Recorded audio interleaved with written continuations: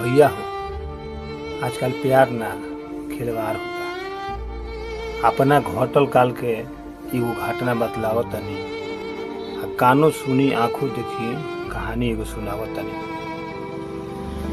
Phone को 8 बजे कि मिले अइह घर के पिछुआरी, आ इंतजार कर जंगला पर पहिरी के ललका साड़ी।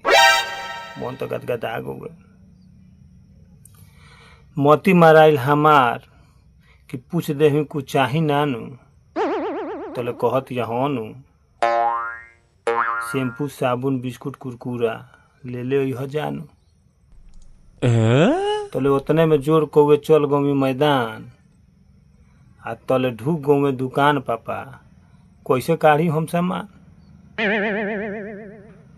टाइम होवे तब ले निकल गमी घर से लुका के, आ देखबे कुछ ले ले नहीं की चोर चोर हाला कौए भाई के बुला के।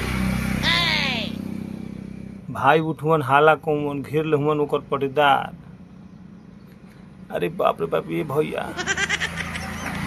बड़ी मार मरले बड़सन, फाड़ देले बड़सन कपार।